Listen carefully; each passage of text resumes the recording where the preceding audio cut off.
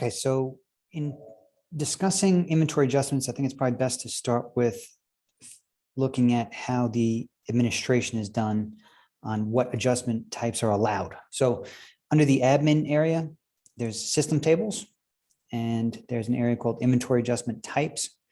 And this is where you can set up the different types or reasons why people would want to adjust inventory. These are the default ones. So, pulling inventory for samples or the entry of the lot details, and that's going to vary depending on your specific configuration, whether or not you track lot information. But if you do, then you'll have lot entry and damages. But there's all kinds of reasons why a person might adjust inventory. Now, there's two different ways in which you can access the inventory adjustment screen. One of them is through the logistics and containers. So we'll go with that first. The other one is directly in the inventory menu. There's just adjustments here.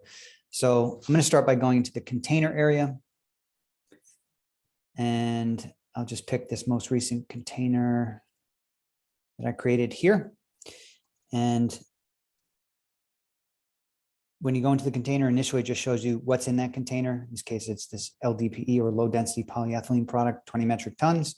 Well, actually, there was originally 20 metric tons. There's now 19.75. To access the adjustments, it's in the links tab here, and it's just called adjustments. And the first thing is I'll choose what type of adjustment I'm making. So let's say we're going to do an adjustment for damages. You can backdate or forward date adjustments as well. And the system will keep track of the date that you made the adjustment.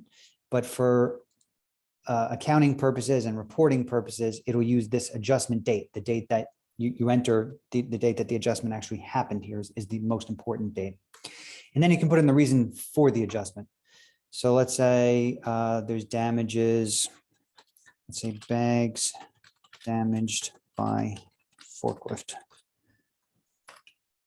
And then down here, we'll show you all of the ventures on that container.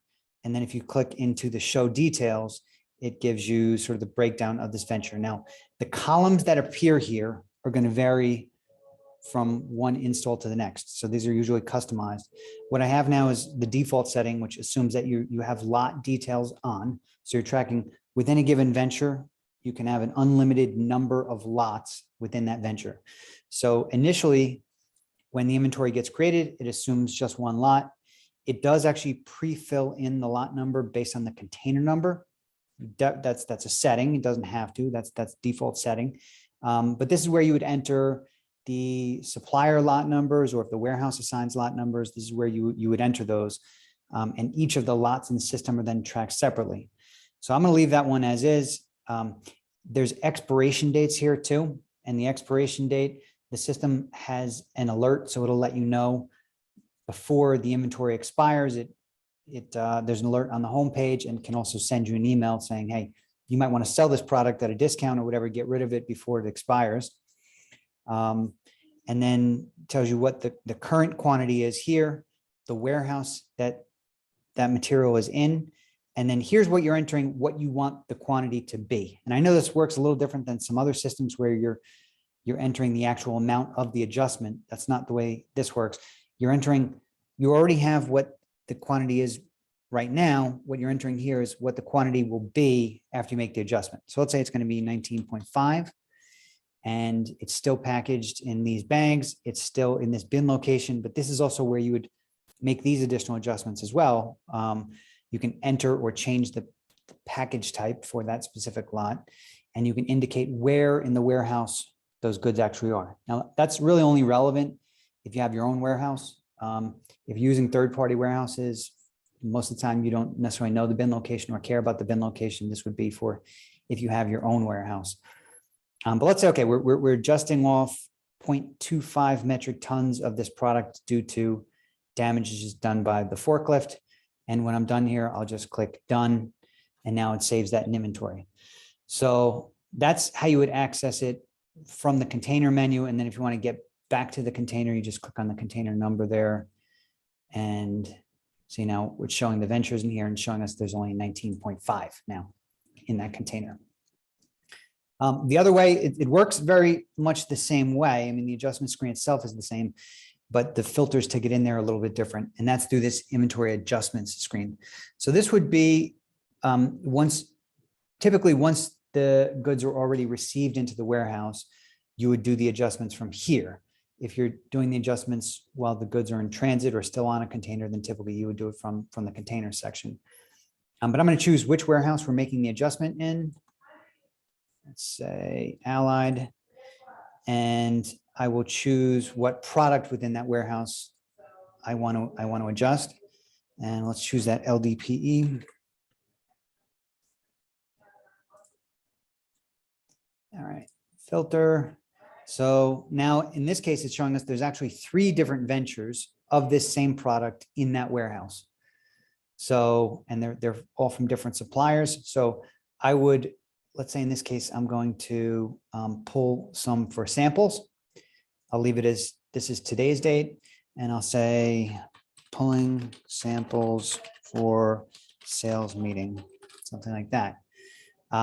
So I'm going to drill down into this specific venture, and I'm saying I'm specifically pulling goods for, let's say I'm going to pull another 0.25. So now we're down to 19.25, and I'm pulling from that same lot and reducing it.